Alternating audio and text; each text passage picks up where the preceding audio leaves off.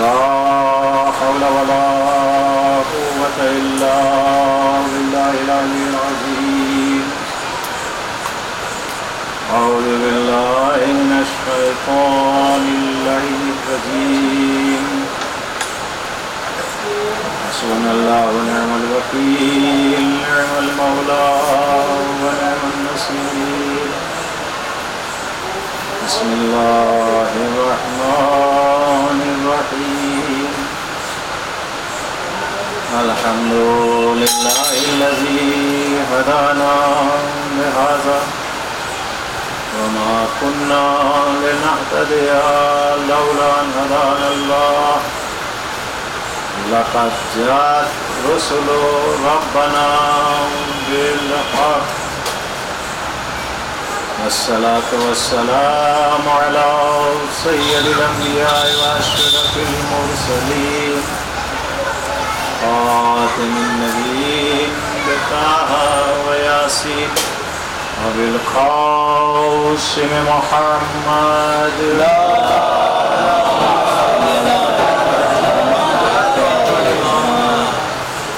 والصلاة على أهل بيته الطيبين الطاهرين المعصومين المنتخبين المنتجبين المظلومين الغر الميامين الذي يذهب الله عنهم الرجس وطهرهم تطهيرا.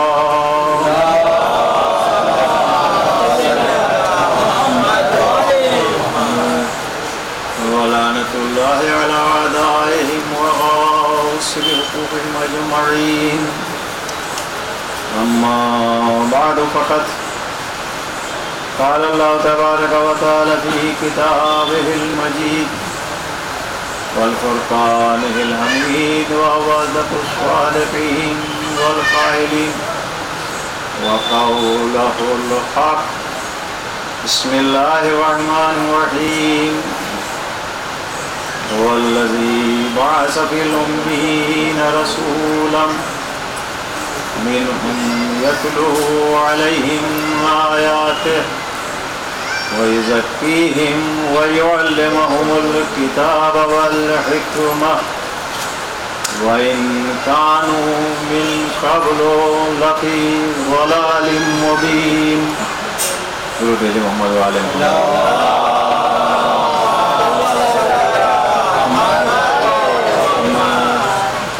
تھوڑا سمٹ کے بیٹھے، اس لیے جو لوگ آ رہے ہیں جب ان کو بعد میں جگہ کی مشکل ہو جاتی ہے اور بیچ مجلس میں پھر یہ کام کرنا پڑتا ہے.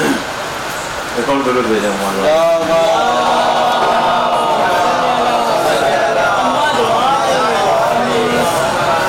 اور درج گزارش ہے حسب معمول جو مرحومین آپ کے ساتھ نہیں ہیں ان کو بھی ایک سورہ فاتحہ پڑھ کے اور اپنے ساتھ مجلس میں شامل کر لیجیے.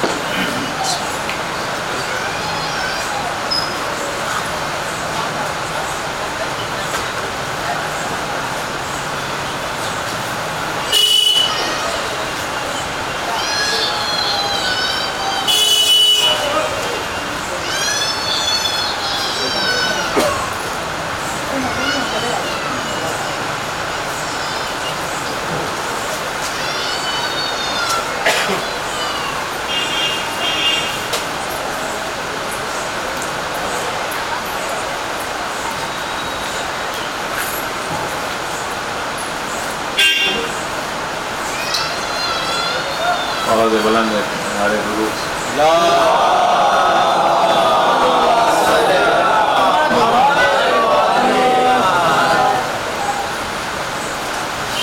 عزیزان محترم،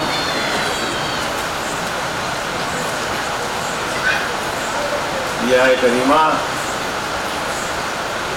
جس کو آپ مسلسل سماعت فرما رہے ہیں، جو سورہ جمعہ کی آیت ہے،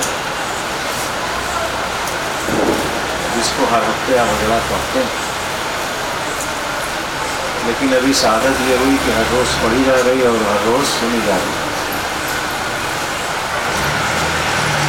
اس سورے میں بڑے اہم پیغامات ہیں. اچھا، سے بات یاد آ گئی کہ کیسا چلو ابھی دھیرے دھیرے لوگ نماز جمعہ کے منکر ہو رہے ہیں اور کہتے ہیں کہ نماز کہاں آئی، یہ نماز جمعہ ہے کہاں۔ اب قرآن سے بڑی اگر کوئی کتاب ہو تو حوالہ دکھایا جائے۔ جو قرآن میں پورا سورہ جمعہ بھیج دیا اللہ نے اور یہ حکم دیا کہ ہر ہفتے پڑھو، تو اب اس سے بڑا حوالہ ان کو کون سا دکھایا جائے اور کہاں کی چھپی ہوئی کتاب ان کو دی جائے۔ بہرحال اسی آیت میں اللہ ارشاد فرما رہا ہے کہ یہ سب میں نے جو کیا کیوں کیا، ان کانوا من قبل لفی ضلال مبین، تم لوگ کھلی ہوئی گمراہی میں تھے، اس لیے میں نے اس رسول کو بھیجا تاکہ گمراہی سے تم کو نکالا جائے۔ اب وہ اپنے اپنے ظرفیت کے اوپر ہے کہ وہی پانی زرخیز زمین پہ پڑتا ہے تو درخت اور سبزے اگتے، اور وہی آسمان کا پانی جب اوسر اور بنجر زمین پہ پڑتا ہے تو پانی بھی ضائع ہو جاتا ہے۔ اب رسول تو ایک تھا، ان لوگ بہت سارے تھے، یہ ان کے ظرفیت کے اوپر تھا۔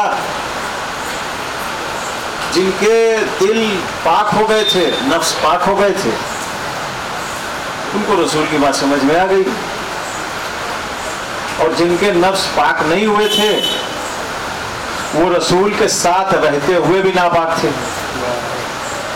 اور کھلی ہوئی گمراہی میں تھے۔ میں بات آگے بڑھانے سے پہلے ایک مثال دے دوں۔ حضرت آدم علیہ السلام جب آئے دنیا میں، مجھ کو یہ بھی دیکھنا ہے نا کہ کب تک آپ لوگ خاموش رہتے ہیں، اس لیے کہ آپ لوگ قسم کھا کے آتے ہیں کہ بولنا ہی نہیں، صرف مولانا نہیں بولیں گے، ہم نہیں بولیں گے۔ تو حضرت آدم علیہ السلام جب دنیا میں آئے تو حوا سے بہت دور ہو گئے تھے۔ روایتوں کے حساب سے جناب حوا کو شری لنکا میں اتارا گیا تھا اور جناب آدم کو مکے اور خانہ کعبہ، اور کئی سال تک دونوں جدا رہے اور آپس میں روتے رہے۔ اس کے بعد میں پھر وہ جبریل آئے اور کہا کہ جو آپ کو 5 نام یاد دلائے گئے تھے بھول گئے کیا؟ کہا نہیں، یاد تو ہے۔ کہا پھر سالوں سے توبہ کر رہا ہے، ایک مرتبہ 5 ناموں کے حوالے سے توبہ کی؟ کہا ارے نہیں، تو ذہن ہی سے نکل گیا تھا۔ کہا بس ذہن میں آ گیا ہے نا تو اب کر لو۔ بس جیسے ہی پنجتن کے حوالے سے توبہ کی فوراً قبول ہو گئی اور بہت جلدی جناب حوا مل گئی۔ تو اس اسنا میں جناب آدم بہت روتے تھے، جو کئی سال تھے۔ رونے کی 2 وجہ تھی، ایک تو اللہ کا غضب، غصہ، جنت سے نکالے گئے۔ اچھا ایک بات اور بیچ میں واضح کر دوں، یہ جو گیہوں کے دانے کے لیے منع کیا گیا تھا نا، حقیقت تو گیہوں کا دانہ تھا ہی نہیں، ایک بات۔ اور دوسری بات یہ کہ جناب آدم وہاں نہیں گئے تھے کھانے کے لیے، وہ اس نے حوا کو جو ہے بہکا دیا تھا، اور جناب حوا نے خود بھی کھایا اور کچھ دانے لے کے بھی آئیں۔ جناب آدم کو جو دیے تو جناب آدم نے کہا ارے اللہ نے تو منع کیا تھا، لا تقربا هذه الشجرہ، اس کے نزدیک نہ جاؤ۔ تو کہا کہ تو آپ کو منع کیا گیا تھا نا جانے کے لیے، تو آپ کہاں گئے؟ لے کے تو ہم آئے ہیں نا۔ تو انہوں نے دیا۔ اچھا میں اور آگے پیچھے نہیں کچھ کہوں گا، ابھی 4-5 دن ہے نا، بہت مارے جائیں گے۔ تو کہا آپ تو نہیں گئے تھے، ہم لے کے آئے ہیں۔ کہا ہاں یہ تو بات صحیح کہہ رہے ہیں، ہم تو نہیں گئے تھے، اللہ نے جانے کو منع کیا تھا، کھانے کو گئے تھے۔ انہوں نے کھا لیا، سزا دونوں کو برابر ہوئی۔ تو جناب آدم جب دنیا میں آئے تو ایک اس کا غم تھا کہ جو کام کیا، اور ایک جناب حوا کا۔ اتنا روتے تھے جناب آدم کہ ان کے آنسو نالی کے پانی کی طرح بہنے لگتے تھے. آپ اندازہ لگائیں جناب آدم کا گریا. تو جب جناب آدم روتے تھے تو ادھر ادھر کی جو وہ جانور ہیں وہ جناب آدم کو آگے گھیر لیتے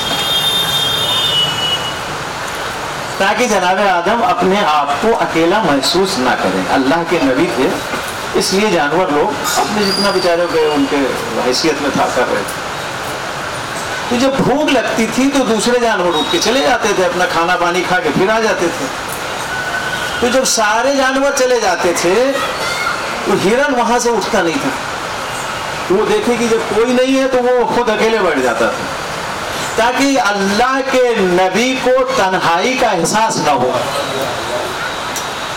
اور جناب آدم جب روتے روتے سر اٹھائیں دیکھیں کہ سارے جانور چلے گئے, صرف ہرن بچا ہے.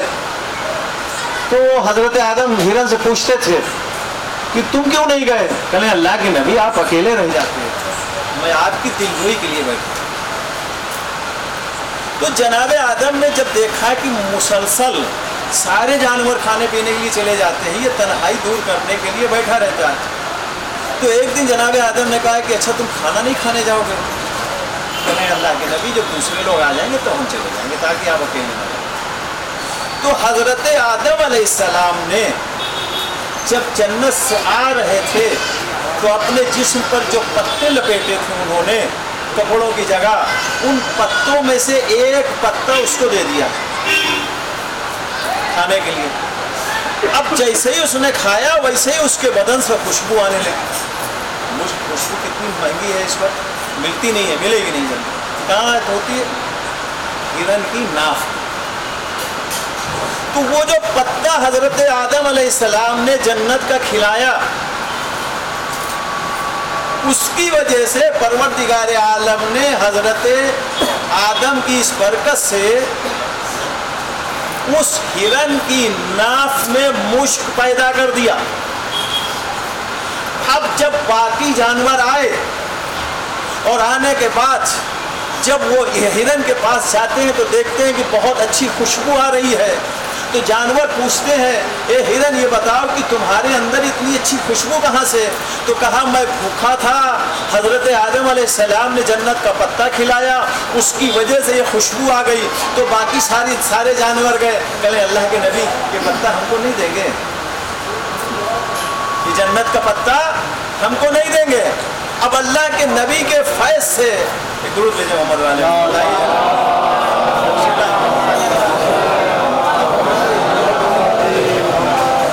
تو حضرت آدم علیہ السلام اللہ کے نبی اور ان کی بارگاہ سے یہ بات بعید ہے کہ کوئی آئے اور وہاں سے خالی ہاتھ جائے.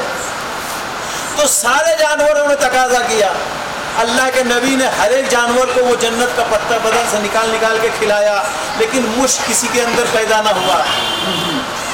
جنت کا پتا کھایا سب نے, مشک کسی کے اندر پیدا نہ ہوا, صرف ہرن کے اندر پیدا ہوا. سارے جانوروں نے مل کے کہا اللہ کے نبی ماجرا کیا ہے؟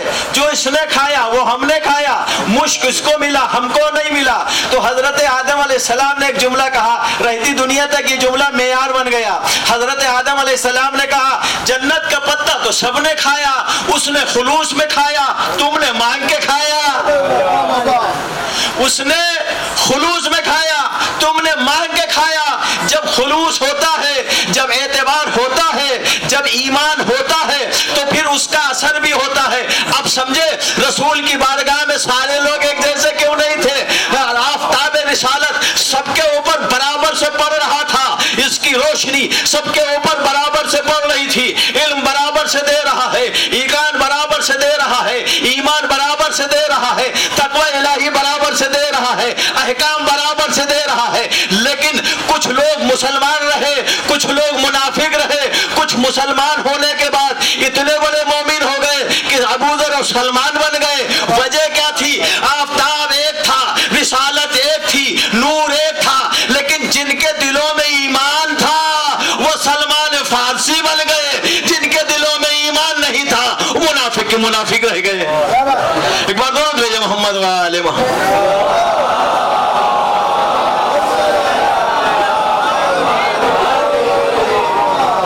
اب بغیر تمہید کے بعد آگے بڑھاتا ہوں، اس لیے کہ مجلس میں لیٹ شروع ہوئی ہے اور وقت کے اندر ختم بھی کرنا ہے. تو اس آیت میں پروردگار عالم نے رسالت کے 3 کام دیے: آیات کی تلاوت، نفسوں کا تزکیہ، قرآن اور حکمت کی تعلیم. ٹھیک ہے نا، دونوں کی تعلیم، یہ 3 کام دیے. اب میں ادھر بیچ کی ساری چیزیں چھوڑتا ہوں، ایک سوال آپ سے پوچھتا ہوں کہ جب رسول کو اللہ نے 3 کام دیے تو اب رسول کے بعد اگر کوئی آئے گا تو اس کو کیا کرنا ہے؟ بھائی رسول کے یہ 3 کام اس کو کرنا ہے کہ نہیں کرنا ہے؟ سیدھی سی بات ہے. اب رسول کے یہ 3 کام، رسول کے بعد کوئی جو رسول کی جگہ پہ آئے گا تو اس کو یہ 3 کام کرنا ہے کہ نہیں کرنا ہے؟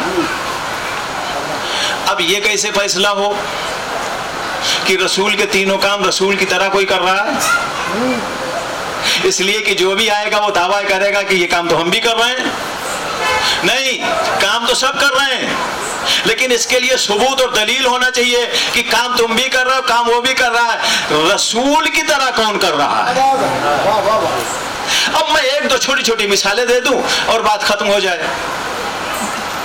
خانہ کعبہ میں جب تیسرے دن مولا کائنات نبی کے ہاتھوں پر آئے، پورا واقعہ نہیں پڑھنا ہے، سارا آپ کے ذہن میں ہے، صرف وہ جملے کہ جس سے یہ ثابت ہو سکے کہ رسول کی طرح کون پڑھ رہا تھا.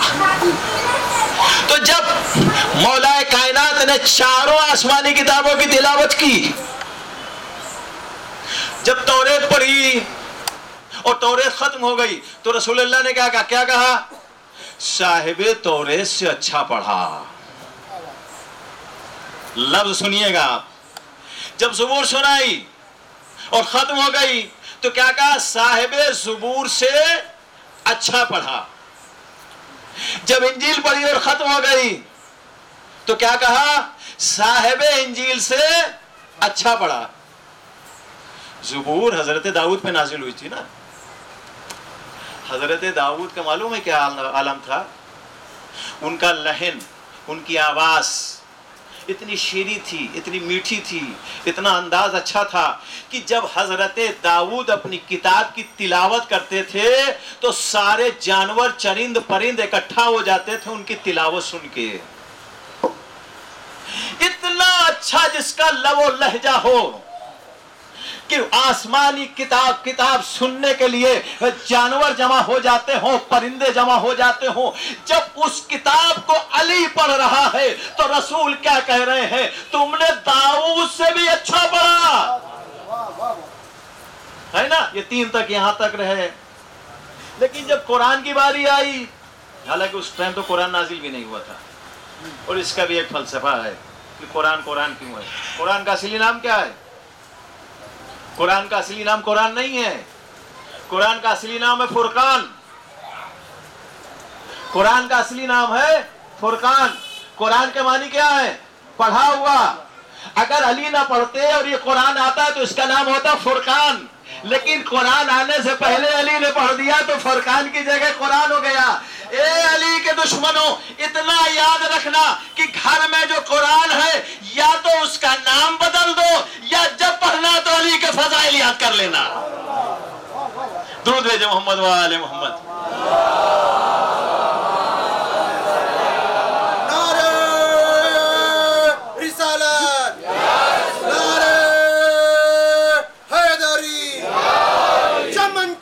گلی گلی علی علی علی علی، شہر شہر گلی گلی علی علی علی، بر محمد والے محمد صلوات.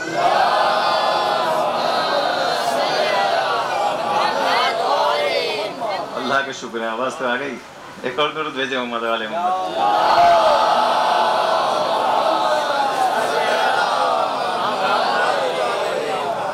اب جب قرآن کی باری آئی اور علی قرآن پڑھنے لگے، اور جب قرآن پڑھ کے ختم کیا تو رسول اللہ نے یہ نہیں کہا کہ تم نے صاحب قرآن سے اچھا پڑھا. زبور سنائی تو صاحب زبور سے اچھا پڑھا. इंजील सुनाई तो साहिब इंजील से अच्छा पढ़ा, तौरेत सुनाई तो तौरेत साहिब तौरेत से अच्छा पढ़ा। लेकिन जब कुरान सुनाया तो रसूल इस्लाम ने क्या कहा, तुमने कुरान वैसे पढ़ा जैसे मैं पढ़ता हूं। क्यों ये जुमला कहा? इसलिए कि ये जुमला रसूल के बाद काम आएगा अली के। तो अब रसूल जैसा कुरान पढ़ने वाला कौन है? अली। एक मिसाल और दे दूं और उसके बाद में आगे बढ़ जाए। रसूल अल्लाह 13 साल की मक्के की जिंदगी गुजार के मदीने चले आए और यहां पर सूरह बरात नाजिल हुआ। समझे आप? रसूल अल्लाह ने क्या किया? अरे मौलाना जगह है इधर, आइए। मैं आप ही का इंतजार कर रहा था, मौलाना नहीं है इसका मतलब मजलिस खत्म ही नहीं हुई।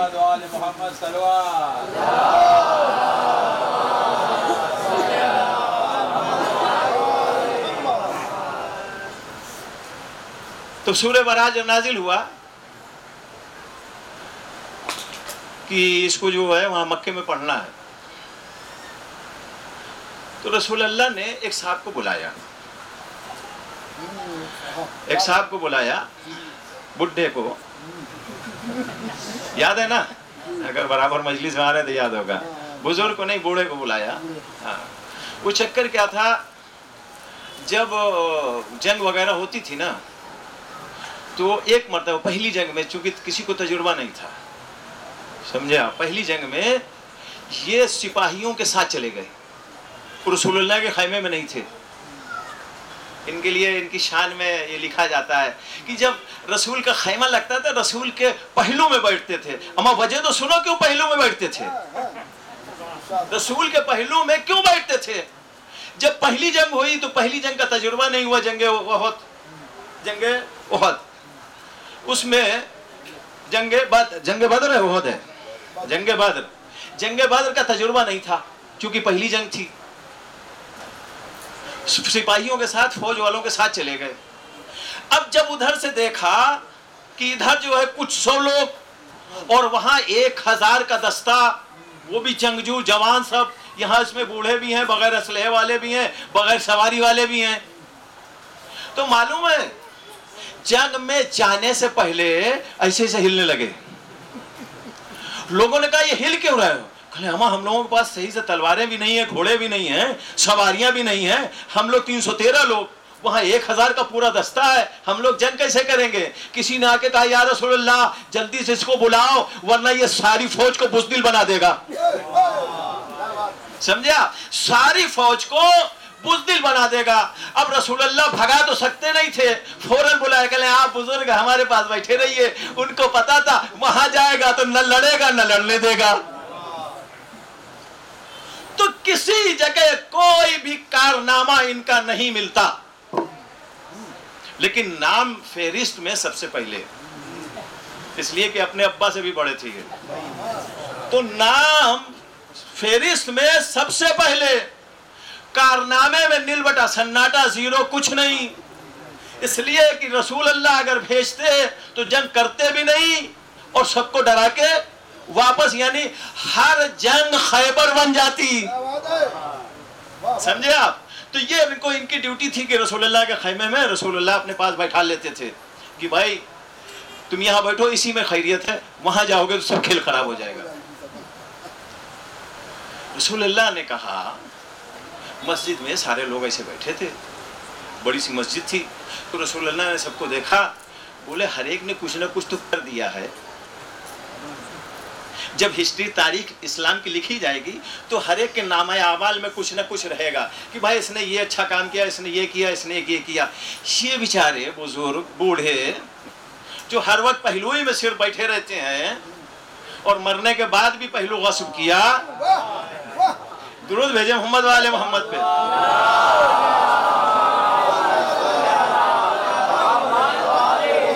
तो इनके नामे आमाल में कुछ लिखा नहीं जाएगा।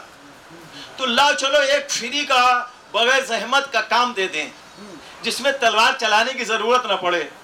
कहें फलां साहब ये सूरा लीजिए और लेके मक्के में जाइए और वहाँ खाने काबा के पास पढ़ के सुना के चले आइए। इन्होंने भी सोचा बड़ा अच्छा मौका मिला है, वहाँ रिश्तेदारों से भी मिल लेंगे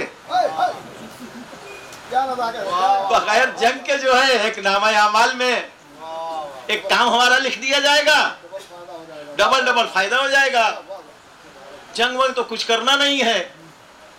तो बड़ी जल्दी से उन्होंने सूरा ले लिया, और सूरा लेने के बाद बगैर किसी ताखीर के सवारी पे बैठे। हम अभी मदीना शहर के बाहर भी नहीं निकले थे, हजरत जिब्रील आए, एक मर्तबा तेवर बिगाड़ के, या रसूलल्लाह ये क्या कर दिया आपने? कहले क्या हुआ? कहले अल्लाह ने कहा या तो आप जाइए सुनाने, या आप जैसा जाए। सिर्फ इसी लफ्ज के लिए मैंने इतनी सहमत दी है आपको। वहां क्या कहा? 3 दिन की उम्र में जब कुरान सुनाया, मुझ जैसा पढ़ा। अब यहां इतने साल के बाद जब सूरह बरात की बात आई, तो हजरत जिब्रील क्या कह रहे हैं? या आप जाइए या आप जैसा जाए। एक मर्तबा रसूल इस्लाम ने फिर बज़्म में उठ के देखा, वो आप जैसा न मिला। कहा अली कहाँ है? कहा बाहर गए। कहा जल्दी बुलाया जाए। अली आए, कहा जल्दी से सवारी लो, उनसे ले लो, खुद चले जाओ। हमारा एक फोकट का फ्री का काम मिला था, वो भी छिन गया, वो भी छिन गया। अब अली ने सूरा लिया, ये वापस आए, अली मक्के पहुंचे, सूरा सुनाया। सूरे में क्या है? सूरे बारात का तर्जुमा देख लीजिएगा। खबरदार आज के बाद से खाना काबा के नजदीक कोई काफिर नहीं आएगा। खाना काबा के नजदीक ये लहवो लाभ नहीं होगा, यहां बैठका नहीं होगा, यहां चीख पुकार नहीं होगी। वह सारे जितने भी गलत और हराम काम थे सबके लिए मना किया। सारा मक्का खाने काबा के गिर्द जमा था और अली की बातों को सुन रहा था। अली ने सूरा खत्म किया, लोग ऐसे खड़े थे कि जैसे इनके सरों के ऊपर परिंदे बैठे हों और सर हिलाएंगे तो परिंदे उड़ जाएंगे। सूरा खत्म हो गया, अली वापस आ गए। यहाँ पे 2 चीजें आपके सामने बस सिर्फ पेश करना है कि जब अली ये कह रहे थे आज के बाद यहाँ कोई काफिर नहीं आएगा, अमा पूरा मक्का सामने आके खड़ा हो जाता, ए अली क्या बात करते हो? तुम्हारा बाल काफिर है, तुम हमको मना करते हो। अमा किसी का एतराज न करना, इस बात की दलील है मक्का अलग था, अबू तालिब अलग थे।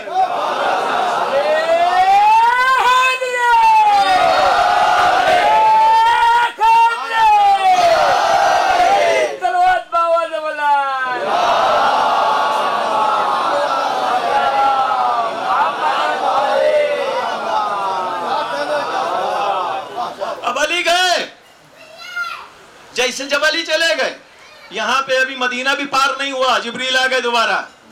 या रसूलल्लाह क्या किया? या आप जाओ या आप जैसा जाए। अमाली ने सूरह ले भी लिया, मदीने से मक्के पहुंच भी गए, सुना भी दिया। हजरत जिब्रील का पता नहीं, हजरत जिब्रील का पता नहीं। क्यों? आर्डर ये है या आप जाओ या आप जैसा जाए। अगर अली रसूल जैसे न होते तो हजरत जिब्रील दोबारा नाजिल होते। या रसूलल्लाह ये क्या कह रहे हो? जिब्रील का वापस ना आना इस बात की मोहर है कि जो रसूल थे वही अली थे। जैसा रसूल कर रहा था वैसे अली कर रहे थे।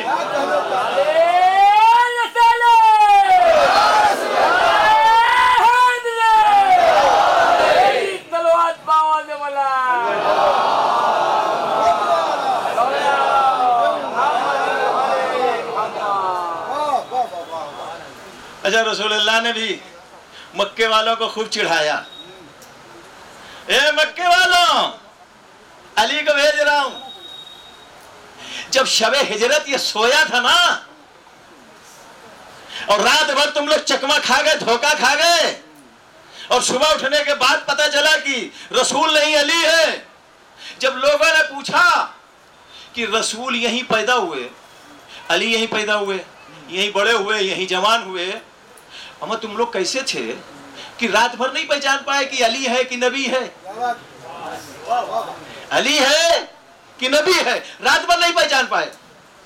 अब शर्मिंदगी मिटाने के लिए मालूम है जुमला क्या कहा? असल में रात तारीख थी, रात तारीख थी, इसलिए धोखा खा गए। रसूल को मौका मिल गया, रसूल ने इन्हीं के बात को जो है इन्हीं के जरिए से चिढ़ाया।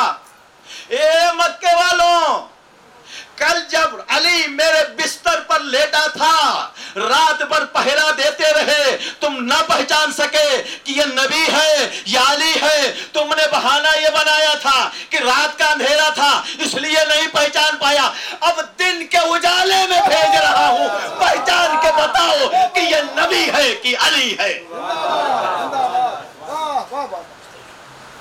अली दिन के उजाले में जाके सूरा पढ़ के आते हैं। लोग ये समझ रहे हैं नबी बोल रहा है, लोग ये समझ रहे हैं नबी कुरान पढ़ रहा है। असल में मसला क्या है, परवरदिगार आलम ने हर नबी को एक मौजज़ा दिया, लेकिन मेरे नबी को अल्लाह ने 2 मौजज़े दिए। मौजज़े तो 100 मैं खुद गिना दूं तो फिर ये हम 2 क्यों कह रहे हैं? हमारा सूरज जो है चांद के 2 टुकड़े किए, 2-3 मौजज़े अभी मैंने इससे पहले गिना दिए थे कि रसूल गीली जमीन पे, नरम जमीन पे कदम रखते थे तो निशान नहीं उभरता था, पत्थर पे निशान रखते थे तो निशान पैर का उभर जाता था। 3 मौजज़े तो हो गए ना। रसूल जब चलते थे तो आसमान जो है साया फिगन रहता था। रसूल इस्लाम जिस जगह वुज़ू कर ले वहां पे सूखा दरख्त खड़ा हो जाए। खजूर बहुत टाइम में उसका दाना, उसका जो है वो दरख्त निकलता है और कम से कम 15 से 20 साल लगते हैं उसको फल देने में। रसूल इस्लाम खजूर का दाना जमीन पे लगाते थे, आगे बढ़ते थे दूसरे दाने के लिए, पीछे वाला दाना उगता था, दरख्त बनता था, उसके बाद फल लगते थे। अब अगर रसूल हिलाए तो खजूर टपकने लगते थे। ये सारे मौजज़े रसूल के हैं कि नहीं हैं? खैबर में अली की आंख में तकलीफ थी, लुआबे दहन लगाया, अली की आंख ऐसी ठीक हुई, ऐसी ठीक हुई कि अली ने कहा कयामत तक अब इसमें दर्द ही नहीं होगा। दावत अशीरा में खाने वाले एक एक बकरा, पूरा खानदान आ गया, खाना कम था, रसूल ने थोड़ा सा थूक दिया, खाते चले गए, खाते चले गए, पेट भरते चले गए, न खाना खत्म हो रहा है और न कम पड़ रहा है। ये सारे मौजज़े रसूल के हैं कि नहीं है? मैं कितने मौजज़े गिनाऊं? ये सारे मौजज़े, लेकिन फिर भी कह रहा हूं ये मौजज़े नहीं थे, ये रिसालत माप के अंदाज़े वो थे, नखरे थे। परवरदिगार आलम अपने हबीब के नखरे उठा रहा था, जो चाहे वो कर दे, जिसकी तरफ इशारा कर दे। मूसा के असे की जरूरत ना पड़े, वहां पर असे के जरिए काम हो रहा था, यहां पर इरादे से काम हो रहा था। ये मौजज़े नहीं थे, ये परवरदिगार आलम ने जो अख्तियार दिया था वो थे। मौजज़े 2 थे, हर नबी को एक मौजज़ा मिला, मेरे नबी को 2 मौजज़े मिले। हर नबी को एक क्यों मिला? इसलिए कि हर नबी या तो नबी था या रसूल था। अगर नबी था तो नबूवत का मौजज़ा, रसूल था तो रिसालत का मौजज़ा। मेरा नबी आखिरी नबी भी था, रसूल भी था। एक नबूवत का मौजज़ा, एक रिसालत का मौजज़ा। तो नबी के पास, आखिरी नबी के पास 2 मौजज़े, एक नबूवत के लिए, एक रिसालत के लिए। एक मौजज़े का नाम कुरान, दूसरा मौजज़ा जो शुजाअत के जवाब में आया उसका नाम जुल्फ़िकार। तवज्जो चाहता हूं, अगर ये लफ्ज आप तक पहुंच गए तो फिर मुझको लगता है कि आपकी कसम टूट जाएगी। अल्लाह ने मौजज़े 2 दिए, एक अरबों की फसाहत और बलागत के मुकाबले का मौजज़ा कुरान, एक अरबों की शुजाअत के मुकाबले का मौजज़ा जुल्फ़िकार। लेकिन एहतमाम अल्लाह ने यह किया कि कुरान उसको दिया जाए जो लिसानुल्लाह हो, जुल्फ़िकार उसको दी जाए जो यदुल्लाह हो।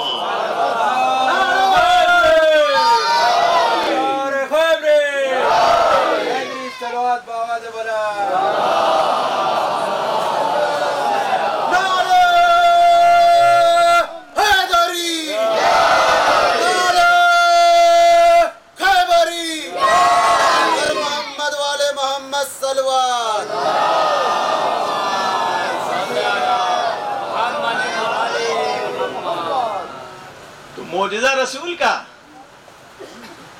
निभाए अली। किसी एक नबी ने कहा, एक न पहचान पाया कि ये नबी नहीं अली है। अच्छा, ये सिर्फ अली की बात थोड़ी है, यहाँ का तो बाप भी और बच्चा भी सबका यही हाल है। एक एक मिसाल और दे दूं मैं, अब इससे ज्यादा वक्त भी नहीं बचा। रिसालत माप का अक्द कब हुआ? जब आपकी उम्र 25 बरस की थी, है ना? कुरान आना कब शुरू हुआ?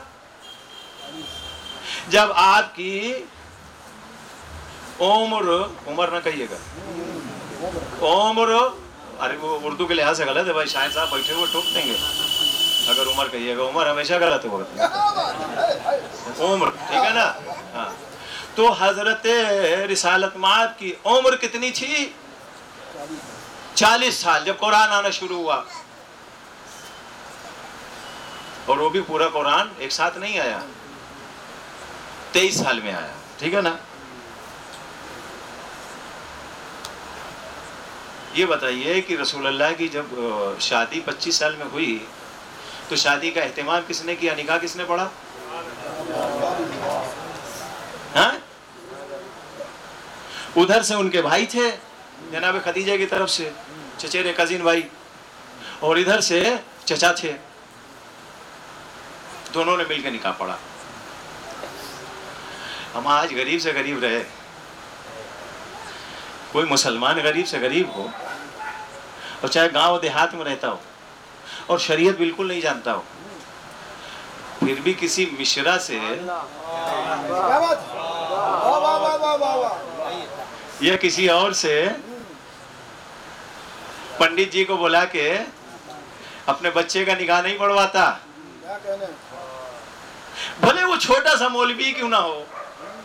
खाली दाढ़ी और टोपी रख लिया और उसको लोग मुल्ला जी और मौलवी साहब कहने लगे, उसी से तो अवाम देख के जो है निकाह पढ़ दे, लेकिन किसी पंडित को नहीं बुलाएगा।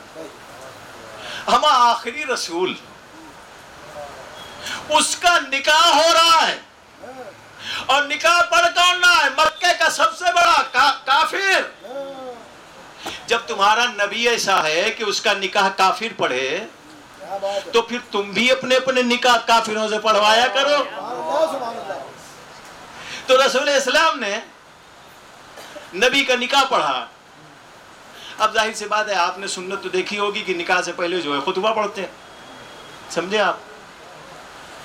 जनाब अबू तालिब जब निकाह पढ़ने के लिए उन्होंने पढ़ना शुरू किया तो खुतबे से शुरुआत की। अब खुतबा कहां से पढ़ रहा है? बिस्मिल्लाहिर्रहमानिर्रहीम, अल्हम्दुलिल्लाहिल्लज़ी जअलना मिन इब्राहीम व इस्माइल। हजरत अबू तालिब ने जो निकाह का खुतबा शुरू किया वो यहां से, बिस्मिल्लाहिर्रहमानिर्रहीम, अल्हम्दुलिल्लाहिल्लज़ी जअलना मिन ज़ुर्रियत इब्राहीम व इस्माइल। इसके बाद इसके आगे हजरत अबू तालिब का पूरा खुतबा है, लेकिन 2 लफ्ज खाली मुझको यहाँ पे देखना है। 15 साल के बाद रसूल की 40 साल में जब कुरान आना शुरू हुआ, कुरान की शुरुआत कहां से हुई? बिस्मिल्लाहिर्रहमानिर्रहीम। हमारा अल्लाह ने इस बिस्मिल्लाह को, इस लफ्ज को, इस जुमले को इतना अहम बना दिया कि कुरान के 114 सूरों में 113 सूरे ऐसे हैं कि अगर बगैर बिस्मिल्लाह के आप पढ़ेंगे तो सूरा नाकिस। इस बिस्मिल्लाह को, और उसके बाद अब नाजिल होने के हिसाब से तो अलग है, लेकिन मौजूदा जो आपका कुरान है ना, उसमें पहला सूरा कौन सा है? सूरह हमद। सूरह हमद कहाँ से शुरू होता है? सूरह हमद की 7 आयतें, उसमें एक बिस्मिल्लाह जो है वो शामिल है, यानी बगैर बिस्मिल्लाह के अगर पढ़ेंगे तो सूरह हमद की 6 आयतें होंगी, सूरा नाकिस। और हर सूरा इसी तरह है, एक सूरा छोड़ के, वो यही है बारात वाला, बड़े मियाँ वाला, यही छोड़ के बाकी सारे सूरे का जुज है बिस्मिल्लाह। जो पहला सूरा आपके यहाँ जो कुरान, लिखित कुरान में लिखा है, किताबी शक्ल में जो आपकी है, تو کون سا سورہ؟ سورہ ہم، بسم اللہ کے بعد سورہ ہم کہاں سے شروع ہوتا ہے؟ الحمدللہ رب العالمین۔ اب مسلمان ذرا ایک بات بتا دے، خطبہ پڑھا گیا 15 سال پہلے قرآن کے آنے سے، قرآن آیا 15 سال کے بعد، اب کیا کہو گے کہ ابو طالب قرآن پڑھ رہے تھے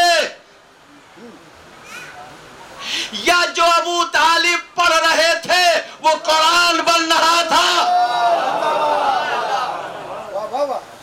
دو راستوں میں سے آپ کو ایک راستہ چننا پڑے گا، یا تو یہ مانو کہ ابو طالب قرآن نازل ہونے سے پہلے زمین پر بیٹھ کر لوح محفوظ کی تلاوت کر رہے تھے، یا تو یہ مانو جو ابو طالب بول دے وہ قرآن بن جائے۔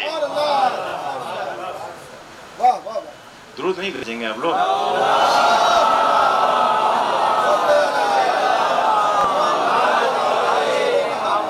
میں کبھی کبھی آپ کا امتحان لینے کے لیے نہیں بولتا ہوں کہ درود بھیجیے، کہ تاکہ یہ تو پتا چلے کہ درود کی جگہ پتہ ہے کہ نہیں ہے۔ ایک اور درود بھیجیں محمد والے محمد۔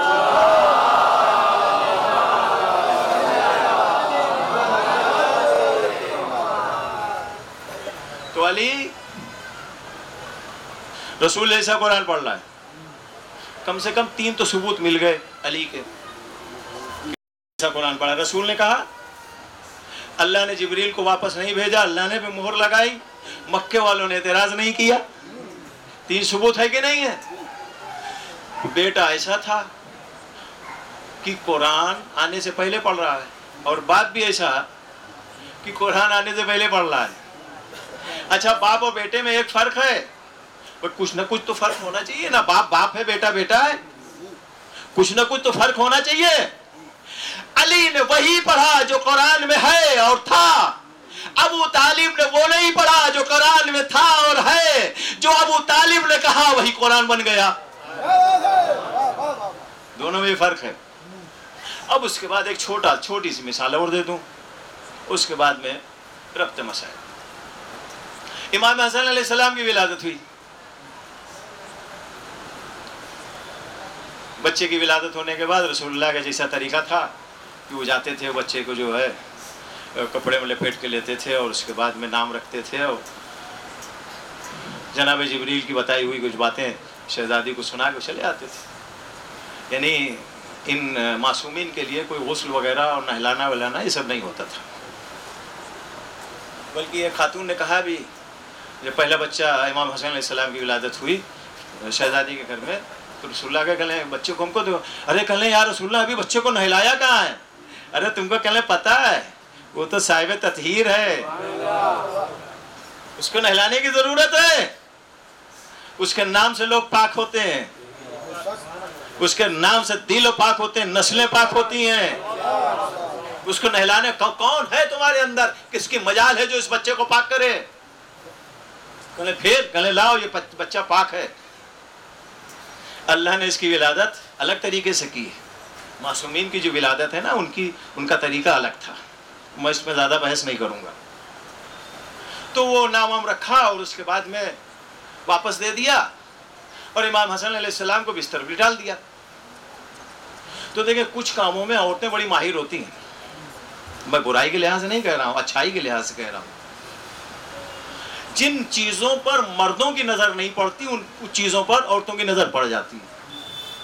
ایک بیوی تھی، خاتون تھی، تو وہ کئی مرتبہ امام حسن علیہ السلام کی طرف سے گزری کام کے لیے، تو دیکھا کہ یہ بچہ سیدھا لیٹا ہوا آسمان کی طرف ٹکٹکی باندھ کے دیکھ رہا ہے۔ پہنچ گیا، ٹکٹکی باندھ کے دیکھ رہا ہے۔ 2-3 مرتبہ جب دیکھا تو ان کو جو ہے تھوڑا سا فیل ہوا کہ نہیں کچھ دال میں کالا ہے، کچھ گڑبڑ ہے۔ تو وہ کام کرتے کرتے وہ گزرتے ایک مرتبہ بچے کے قریب میں اسے چٹکی بجائی، بچہ متوجہ نہیں ہوا، منہ سے چمکارا، بچہ متوجہ نہیں ہوا۔ اس کے بعد تالی والی کچھ بجائی، پھر کچھ اور بجایا، بچہ متوجہ نہیں ہو رہا۔ تھوڑی دوڑی گئی بیوی کے پاس، شہزادی کے پاس، کہلیں بیوی کچھ ہم کو گڑبڑ لگ رہا ہے۔ کہلیں کیا؟ کل ہم کئی مرتبہ گئے، دیکھا کہ بچہ نہ داہنے گھومتا ہے، نہ بائیں گھومتا ہے، نہ ادھر دیکھتا ہے، نہ ادھر، یہاں تک اپنی آنکھوں کی پتلی بھی گھما نہیں رہا اور آواز کے اوپر متوجہ نہیں ہو رہا ہے۔ بی بی آپ دکھائیے بچہ بیمار ہے۔ شہزادی نے مسکرا کے جواب دیا،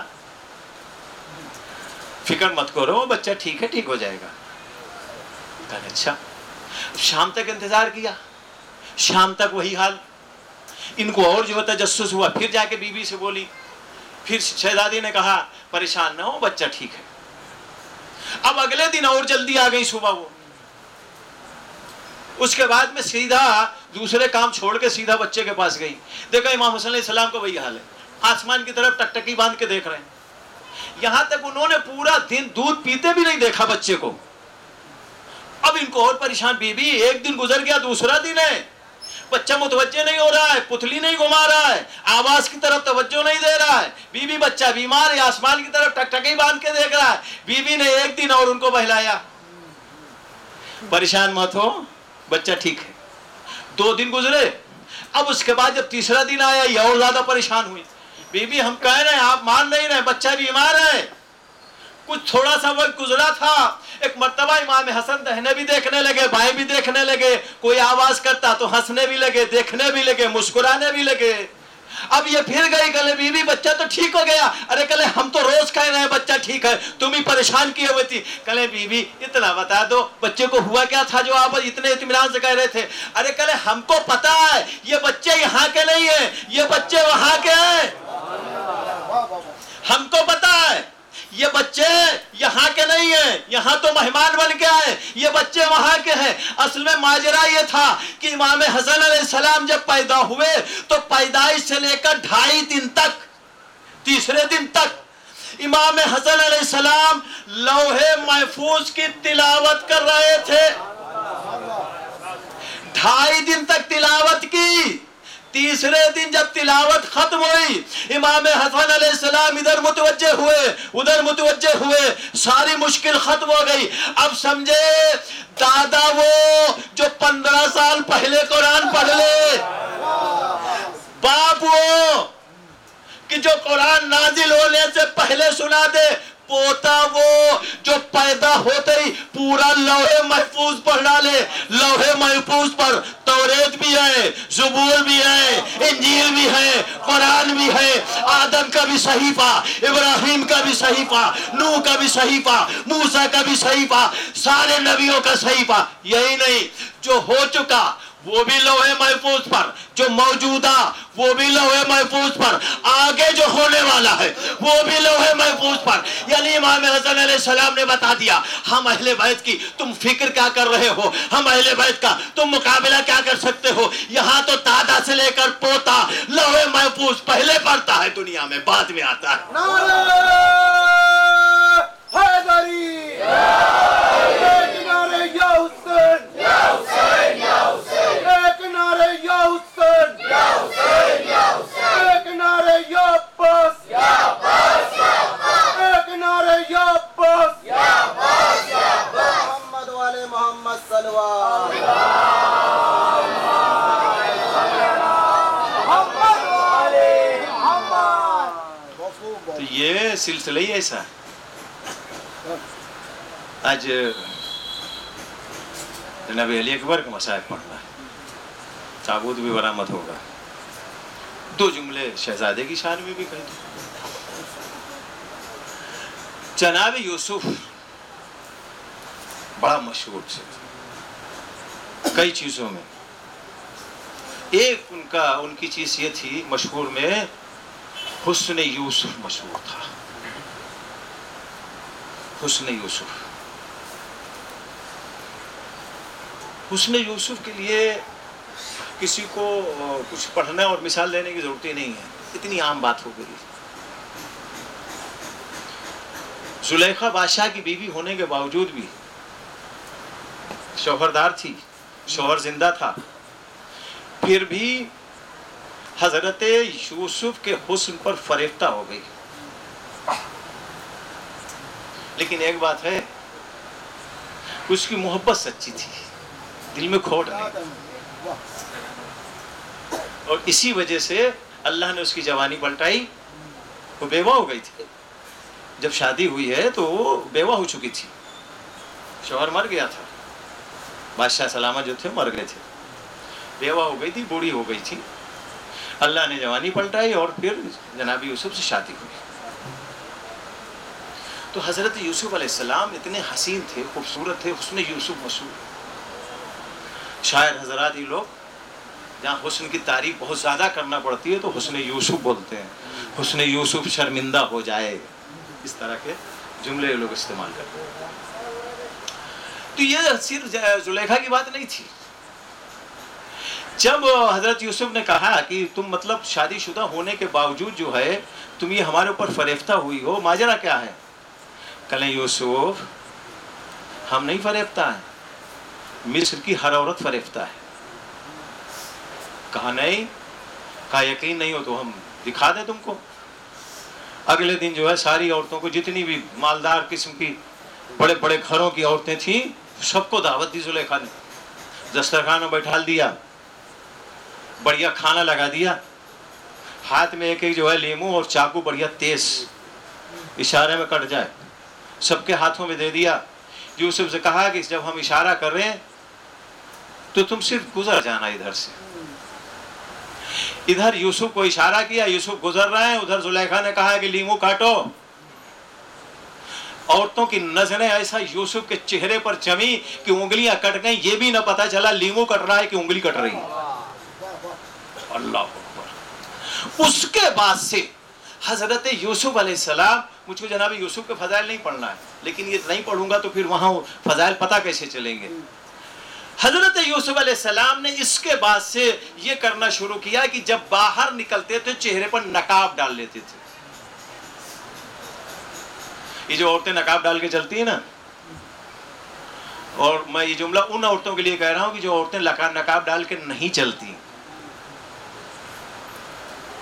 یہ نقاب ان کی حرمت، ان کی عزت اور ان کے حسن اور ان کی بدصورتی دونوں کو چھپا لیتا ہے۔ اور نقاب ڈالنے کے بعد باہر نکلنے والی ہر عورت ایک جیسی ہو جاتی ہے، یعنی ہر عورت زلیخا دکھتی ہے، چاہے جتنی بدصورت ہو۔ یہ نقاب کا کمال ہے۔ تو حضرت یوسف علیہ السلام چہرے میں نقاب ڈال لیتے تھے جب بھی باہر نکلتے تھے، تاکہ یہ ایسا نہ ہو یہ دیکھنے میں لگ جائے، راستہ جام ہو جائے اور کچھ حادثات ہو جائیں اور چلنا مشکل ہو جائے حضرت یوسف علیہ السلام۔ یہ سارا کچھ میں نے کیوں بیان کیا معلوم ہے؟ حسین کے پاس بھی ایک یوسف تھا،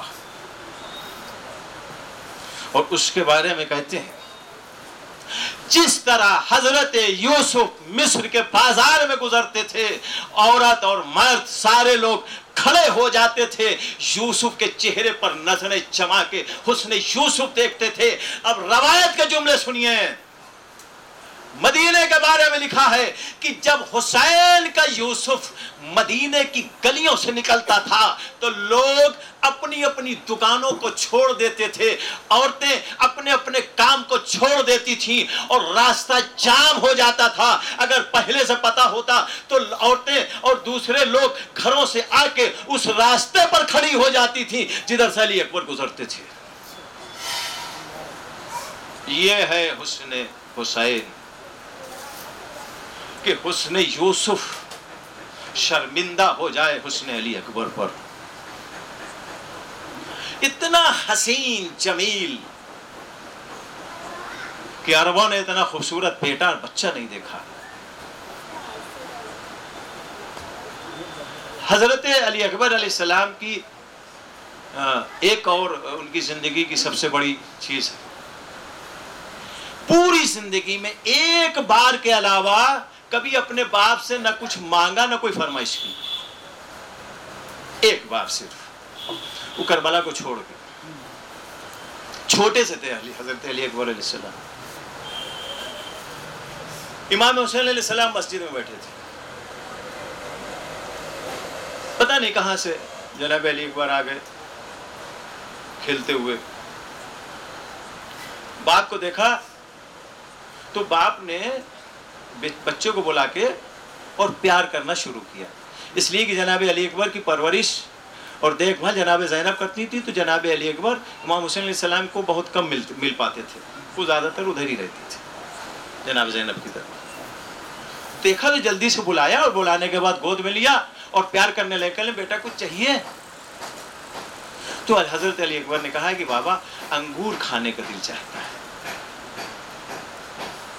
اس وقت عرب میں انگور ایک ایسی چیز مانی جاتی تھی کہ جو مہینوں خرچ کرنے کے بعد اور پیسہ خرچ کرنے کے بعد بھی نہ ملتا، اور وہ بھی بے وقت، بے موسم، بے فصل۔ چونکہ گھوڑے خچروں کا زمانہ تھا، خود عرب میں انگور ہوتا نہیں تھا، دوسرے شہروں سے انگور جاتا تھا۔ اب گھوڑے خچر سے جب تک انگور وہاں جائے گا جب تک تو سڑ کے شراب بن جائے گا۔ تو اس طرح کی چیزیں عرب میں کھانا اور لینا اور دیکھنا سمجھ لیجئے ایک بہت بڑا عجوبہ ہوتا تھا، معجزہ ہوتا تھا۔ اب جب لوگوں نے دیکھا تو تعجب ہوا، کہے انگور کہاں سے آئے؟ کہے ہم نے بابا سے کہا، بابا نے اپنا ہاتھ اس طرح سے ہوا میں اٹھایا اور ارادہ کیا اور جنت سے انگور آ گیا، بابا نے ہم کو دے دیا، اس کے علاوہ کوئی راستہ ہی نہیں تھا۔ تو یہ حضرت علی اکبر تھے۔ بس ایک بار، وہ بھی امام حسین کے پوچھنے پر، انہوں نے یہ فرمائش کی۔ اس کی تکلیف امام حسین علیہ السلام کو آخر تک تھی۔ اس کی تکلیف ایک کسک تھی کہ بچہ ہے، کبھی باپ سے کوئی مانگ لیتا تو باپ کا حوصلہ بڑھتا، باپ اس کو دیتا، اچھا لگتا۔ ایک دن امام حسین علیہ السلام نے جناب علی اکبر سے کہا کہ بیٹا تم نے آج تک اپنے باپ سے کچھ مانگا نہیں، کچھ کہا نہیں، تو معلوم ہے جواب کیا دیا؟ کہا بابا کیا مانگتے آپ سے اور کیوں مانگتے؟ اس لیے کہ میری پھوپھی اماں زینب ہے نا، میری ہر خواہش اور ہر ضرورت بغیر کہے پورا کر دیتی ہے۔ بابا ہم کو کہنے کی ضرورت ہی نہیں پڑی، ہم نے آپ سے کیا پھوپھی اماں سے بھی نہیں کہا آج تک۔ ان کو خیال رہتا ہے ہم کو کیا چیز چاہیے اور کیا چیز کی ضرورت ہے۔ یہ ساری چیزیں میں نے جو مقدمہ آپ کے سامنے بنایا، اس سے مصائب سے تو کوئی ربط نہیں تھا، لیکن مصائب معلوم ہے احساس کا نام ہوتا ہے۔ کبھی تلوار کا زخم لگ جاتا ہے، انسان نہیں روتا، لیکن ایک چھوٹی سی بات لگ جاتی ہے، رونے لگتا ہے۔ تو جو دل پہ چوٹ پڑتی ہے نا، وہ زخموں سے نہیں پڑتی ہے، احساس سے پڑتی ہے۔ جس کا بیٹا اتنا حسین ہو، جس کا بیٹا اتنا لائق ہو، اگر اس بیٹے کے کانٹا بھی چبھ جاتا، تلوار نہیں کانٹا بھی چبھ جاتا، تو باپ تڑپ جاتا، اور باپ سے زیادہ زینب تڑپتی تھی۔ حضرت علی اکبر نے کبھی اپنے گھر کو اپنا گھر سمجھے ہی نہیں، جناب زینب کے گھر کو اپنا گھر سمجھتی تھی۔ اندازہ لگائیں آپ کس طرح سے جناب زینب نے نخرے اٹھائے ان کے۔ اور اس کا ایک اور ثبوت میں دے دوں، یہ مصائب کے آخر میں لوگ پڑھتے ہیں، لیکن میں پہلے اس کا ثبوت دے دوں کہ امام حسین علیہ السلام نے جب اجازت دے دی رن میں جانے کی، تو معلوم ہے کیا کہا؟ کہا کہ بیٹا پھوپھی امی سے اجازت لائے ہو کہ نہیں؟ جناب علی اکبر کو حسین سے اجازت لینا آسان تھا، لیکن زینب سے اجازت لینا بڑا مشکل تھا، آپ سمجھ لیجئے۔ بڑا کمال تھا کہ زینب سے اجازت مل جائے، لیکن علی اکبر بھی حسین کے بیٹے تھے، سب کے مزاج سے واقف تھے۔ عزادارو، جب زہرا کا چمن کربلا کے میدان میں لٹ گیا، کوئی نہ رہا۔ سب سے آخر میں دو شہادتیں ہیں، حسین سے پہلے ایک جناب علی اکبر، جناب عباس۔ ان دونوں میں باقاعدہ تکرار ہوئی. جناب عباس جو ہے وہ اجازت لینے کے لیے آئے تو علی اکبر آ جائیں. کہے چچا آپ تو سپہ سالار ہیں, آپ جائیں گے؟ ہم جائیں گے آپ سے پہلے. تو عباس معلوم ہے کیا بولتے تھے؟ بیٹا تیرے داغ کو بھیا حسین, آقا حسین برداشت کر پائے گی؟ تم باپ کی حفاظت کرو اور ہم جاتے ہیں میدان میں. اچھا حسین کے لیے بھی بڑا سخت مرحلہ تھا کہ پہلے بیٹے کو اجازت دے یا بھائی کو اجازت دے. لیکن عباس نے علی اکبر سے پہلے امام حسین سے اجازت لے لی. اب حضرت عباس کے بعد 2 لوگ بچے, باپ اور بیٹے. اب جب صرف جناب علی اکبر بچے تو انہوں نے ان کو اجازت لینا امام حسین علیہ السلام سے آسان ہو گیا. ابھی تک بڑا مشکل تھا, اس لیے کہ ساتھ میں عباس بھی ہے, یہ جائیں تو یہ جائیں, اور ہر ایک کی اپنی اپنی دلیلیں تھی, حجت تھی. جب آخر میں بچے اجازت لی تو امام حسین علیہ السلام نے جناب علی اکبر کو اجازت دی تھی. اور اس کے بعد میں کہا ہے کہ جا کے اپنی اماں سے اور پھوپھی اماں سے اجازت لے. جناب علی اکبر گئے, ماں سے اجازت مل گئی, بیویوں سے اجازت مل گئی. زینب سے اجازت لینا بڑا مشکل تھا. علی اکبر گئے اور جانے کے بعد میں زینب کی گود میں لیٹ گئے تو زینب اونو محمد کی طرح علی اکبر کی زلفیں تھیں, زلفیں میں انگلی ڈال کے کنگھی کرنے لگی. زینب نے کہا علی اکبر آج پھوپھی اماں پہ بڑا پیار آ رہا ہے. جناب علی اکبر بڑے متانت کے ساتھ, سنجیدگی کے ساتھ کہتے ہیں پھوپھی اماں ایک سوال پوچھیں آپ سے. کہلے بیٹا پوچھو. کہلے آپ یہ بتائیے آپ کے نزدیک آپ کا بیٹا علی اکبر زیادہ اہم ہے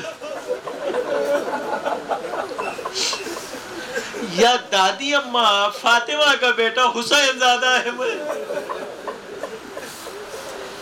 سوال ایسا تھا کہ زینب کچھ دیر کے لیے رک گئی, لیکن اس کے بعد میں اب وہ بھی علی کی بیٹی ہے, سوال بے جواب کیسے رہتا. کہا کہ علی اکبر تو جو کہنا چاہتا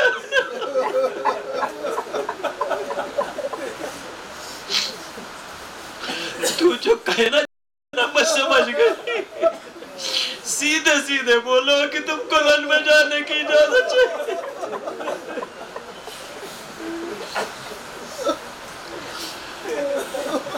علی اکبر نے کہا کہ پھوپھی اماں ایک بات اور بتا دیجئے. کہلے کیا؟ کہلے روز محشر اگر دادی اماں آپ سے پوچھ لے اے زینب تیرا بیٹا تجھ کو زیادہ پیارا تھا یا میرا حسین؟ پھوپھی اماں آپ کے پاس اس کا جواب ہوگا. زینب نے سر جھکایا, کہا بیٹا چا خدا حافظ.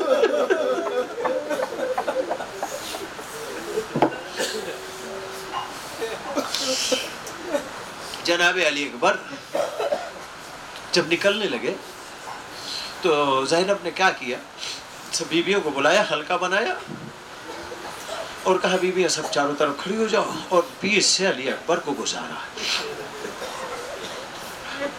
راوی کہہ رہا تھا کہ ہم انتظار کر رہے تھے کہ اب حسین کی طرف سے جنگ کے لیے کون آتا ہے. تو کل کوئی تو تھا نہیں حسین کے علاوہ, ایک بیٹا بچا تھا جو خیمے میں گیا, تو ہم سب لوگوں کی نظریں خیمے کے در پر تھیں. تو راوی کہتا ہے کہ میں نے دیکھا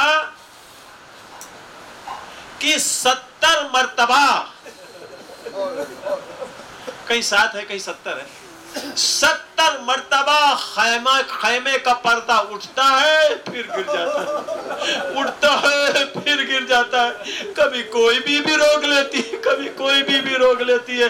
آخر میں علی اکبر جب خیمے سے باہر نکلے ایسا لگ رہا تھا کہ کوئی زندہ شخص نہیں بلکہ کسی جوان کا جنازہ جا رہا.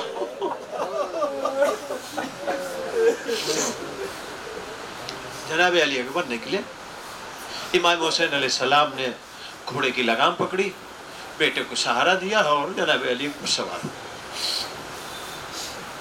अब जनाब अली अकबर मैदान की तरफ जा रहे हैं। इधर जनाब अली अकबर की माँ ने इमाम हुसैन अलैहिस्सलाम को आवाज दी और कहा कि आपसे एक बात कहें। इमाम ने कहा कि कौन? कहा अभी जो भी शहीद जाता था तो हजरत अब्बास वली अकबर और दूसरे लोगों से पता चल जाता था कि ये हो रहा। अब तो कोई है ही नहीं, मेरा बेटा अकेला मैदान में जा रहा है। ये बताइए कि हमको अली अकबर की खबर कैसे मिलेगी? तो इमाम हुसैन अलैहिस्सलाम ने कुछ देर सोचा, उसके बाद में कहा कि ठीक है, हम इसका इंतजाम करते हैं, बंदोबस्त करते। इमाम एक बुलंदी पे जाके खड़े हो गए, ऐसी जगह पे खड़े हो गए कि इमाम का चेहरा खैमे के दर पर कोई खड़ा अगर हो तो देख ले। खैमे के दरवाजे पर जनाब फिज्जा को खड़ा किया गया और जनाब अली अकबर की मां खैमे के अंदर। अली अकबर की मां फिज्जा के चेहरे को देख रही है और फिज्जा हुसैन के चेहरे को देख रहे। अगर हुसैन के चेहरे पे मुस्कुराहट आती है तो फिर फिज्जा मुस्कुरा देती है, फिज्जा मुस्कुरा देती है तो इसका मतलब अली अकबर खैर से है। बड़ी देर तक इसी तरह ये पैगाम पहुंचता रहा। एक मर्तबा हुसैन के चेहरे पे जर्दी नमूदार होगा। हुसैन का चेहरा उतरा तो फिज्जा का चेहरा उतरा, फिज्जा का चेहरा उतरा तो एक मर्तबा माँ कैसे बर्दाश्त करती? कहा फिज्जा खैर तो है? कहा आका हुसैन से पूछो। इमाम हुसैन अलैहिस्सलाम को फिज्जा ने आवाज दी, कले आका अली अकबर की खैर तो है, कले उसकी माँ से कह दो अपने अली अकबर के लिए दुआ करे, इसलिए कि सामने मुकाबले में बहुत बड़ा पहलवान आया। अज़ादारो, जनाब अली अकबर की माँ लैला मुसल्ले पे तो बैठी थी। एक मर्तबा फौरन सजदे में सर रखा, आवाज दी, ए हवा से आदम को मिलाने वाले, ए याकूब से यूसुफ को मिलाने वाले, मेरे यूसुफ को मुझसे मिला दे। माँ ने दुआ की। एक मर्तबा हुसैन के चेहरा खिल गया। फिज्जा ने कहा कि बीबी तुम्हारा बच्चा खैर से है, वो पहलवान मारा गया। उसके बाद अब ये चूंकि मादर अली अकबर की दुआ कबूल हो गई, जनाब अली अकबर मैदान छोड़ के वापस आए, बाप के सामने खड़े हो गए। कहे बेटा तुमने जंग बड़ी अच्छी की, तुमने अपने बाप दादा और खानदान के शुजात के जौहर दिखाए, बेटा वापस क्यों आए? कहा कि बाबा ये जो असलहे है ना, तलवार ज़िरा और ये सारी चीजें, बाबा ये लोहे की वजह से बदन जल रहा है, प्यास से ज़बान उठ गई है। बाबा अगर 2 कतरे पानी मिल जाते तो मैं इनको दिखा देता मेरा दादा जंग कैसे करता था। इमाम हुसैन अलैहिस्सलाम ने एक मर्तबा आसमान की तरफ देखा, जमीन की तरफ देखा। जिंदगी में पहली बार अली अकबर ने बाप से ख्वाहिश की, लेकिन बाप पूरी न कर सका। हुसैन के आंखों से आंसू बहने लगे। अली अकबर अगर खैमे में पानी होता तो तेरा भैया, अरे ये सारे जितने भी शहीद हुए ये सारे शहीद न होते, अली असगर प्यासा न रहता, सकीना प्यासी न रहती, इसी पानी की वजह से तेरा चचा अब्बास नहर फुरात के किनारे अपने शान कलम न कराता। अली अकबर समझ गए बाप क्या कह रहा है। उसके बाद जनाब इमाम हुसैन अलैहिस्सलाम ने अली अकबर के दिलासे के लिए अपनी एक हाथ से अंगूठी उतारी, कहा कि बेटा इसको अपने मुंह में रख लो, जब तक अंगूठी रहेगी तुमको प्यास से आराम मिलेगा। लेकिन नाना और दादा कौसर का जाम लेके तुम्हारे इंतजार में, हमसे पहले तुम्हारी प्यास बुझ जाएगी। अली अकबर फिर जाने लगे। हुसैन ने कहा कि नहीं, एक मर्तबा जरा से माँ से फिर से मिल लो, क्योंकि माँ की दुआ है ना, दुआ तो पूरी होना है। जनाब अली अकबर फिर गए, अपनी माँ से मिल के आए।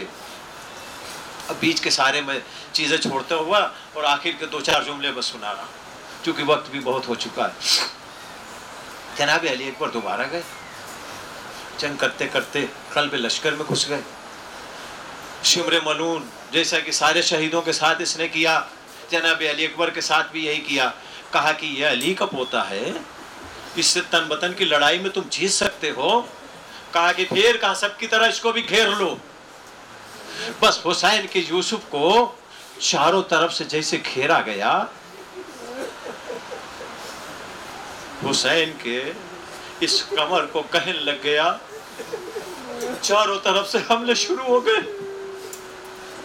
तीर तलवार नेज़े चारों तरफ से अली अकबर के ऊपर हमले हो रहे, जख्म पे जख्म लग रहे। ये आज़ादारों, एक जुमला कहता चलो, अली अकबर से पहले जो शहीद भी घोड़े से जमीन पे आता था ना, वो क्या कहता था?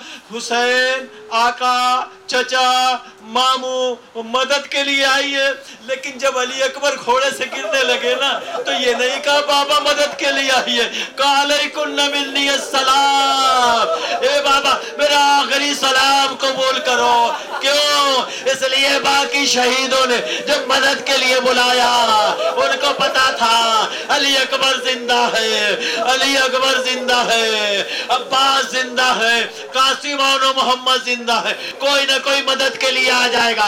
लेकिन जब अली अकबर घोड़े से जमीन पर आ रहे थे, तो अली अकबर को पता था मेरा बाबा यको तन्हा इस मुश्किल में, अरे मेरा बाबा मेरी लाश पर आएगा, मेरी मदद करेगा, तो ये जालिम मेरे बाबा को घेर लेंगे। इसलिए अली अकबर ने मदद के लिए नहीं आवाज दी, अली अकबर ने आवाज दी अलैकुम मिन्नी अस्सलाम, मेरा आखिरी सलाम कबूल कर लो।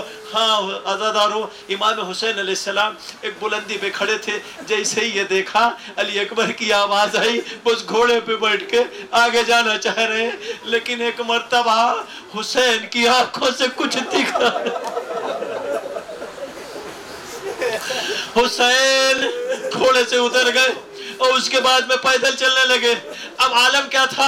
हुसैन जाते थे, ठोकर लगती थी, गिरते थे, हुसैन जाते थे। 2-3 मर्तबा हुसैन जमीन करबला पे गिरे, उसके बाद हमले। मालूम है क्या कहा? ए बेटा अली अकबर, आवाज देते रहो, तुम्हारी आवाज के सहारे आए, इसलिए कि तेरे मरने के बाद तेरे बाप की आंखों की बीनाई चली गई। आज़ादारों, हुसैन जमीन पर उठते बैठते अली अकबर की आवाज के सहारे गए, और जाने के बाद अली अकबर का सर अपने जानू के ऊपर रखा। जानू पे रखने के बाद कहा बेटा कोई ख्वाहिश है, बेटा कोई फरमाइश है? कहा कि बेटा बाबा एक वादा किया था कि मैं उसको पूरा न कर सके। कहा कि बेटा किससे कहा किया था? कहा मदीने से चलते वक्त सुगरा से हुआ था।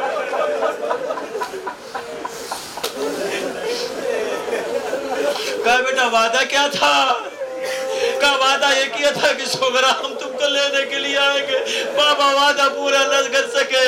बाबा हम चाहते हैं जाते वक्त आखिरी वक्त एक मर्तबा सुगरा को देख ले।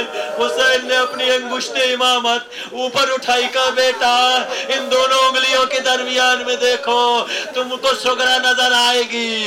एक मर्तबा अली अकबर ने देखना शुरू किया, पूरा मदीना देखा, सुगरा नजर ना आई। महल्ले बनी हाशिम में देखा, सुगरा नजर ना आई। घर के आंगन में देखा, सुगरा नजर ना आई। कहा बाबा सब कहीं देख डाला, सुगरा नजर नहीं आ रही है। एक मर्तबा हुसैन कहते हैं बेटा उस जगह पर देखो जहां पर तुमने आखिरी मर्तबा सुगरा को देखा था। जब देखा जहां पर मदीना शहर खत्म होता है, सुगरा ने खुदा हाफिजी की थी, वहां के ऊपर सुगरा एक जगह जमीन की कुछ मिट्टी जमा किए हुए अपने अपना रुखसार रखे हुए आवाज दे रही है, ए अली अकबर, अरे तू बहन को भूल गया क्या? अरे अली अकबर ने देखा, आवाज दी, ए बहन सुगरा, मौत ने मजबूर कर दिया, वरना अली अकबर अपना वादा नहीं भूला। हाँ ज़्यादा रो। इमाम हुसैन अलैहिस्सलाम ने कहा, बेटा वसीयत पूरी हो गई ना? कहा कि हाँ। कहा कि बताओ, इतनी देर से हम तुमसे बातें कर रहे हैं, तुम्हारा एक हाथ सीने के ऊपर रखा है, ये हटाते क्यों नहीं? कोई जख्म लगा है क्या? कहा कि बाबा कुछ नहीं, बाबा कुछ नहीं, इसलिए कि अली अकबर को पता था बाप बर्दाश्त न कर पाएगा। इमाम हुसैन अलैहिस्सलाम ने अब जो हाथ हटाया तो क्या देखा कि नेज़ा की अनी उसमें टूटी हुई। हुसैन ने अली अकबर का सर जमीन पे रखा, उसके बाद उठे और उठने के बाद अली अकबर के पहलू में आए, एक मर्तबा नजफ की तरफ रुख किया, ए बाबा,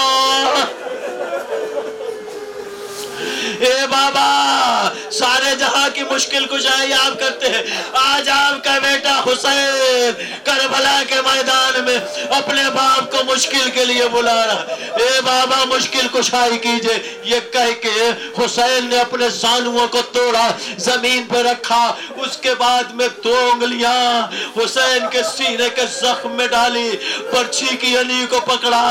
अब जो पकड़ा तो पर्ची की अनी न निकली, पर्ची की अनी के साथ अली अकबर का तरफ तक कलेजा निकल आया, इधर अली अकबर का कलेजा निकला, रूह कब्ज़े उनसुरी से परवाज कर गई।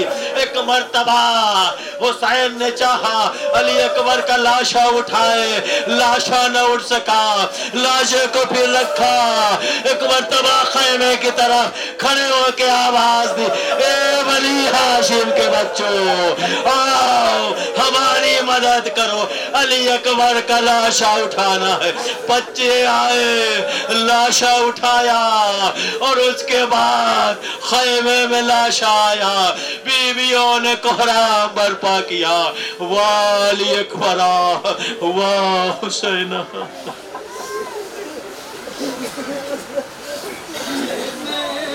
है वो बात जिसके गुजर जा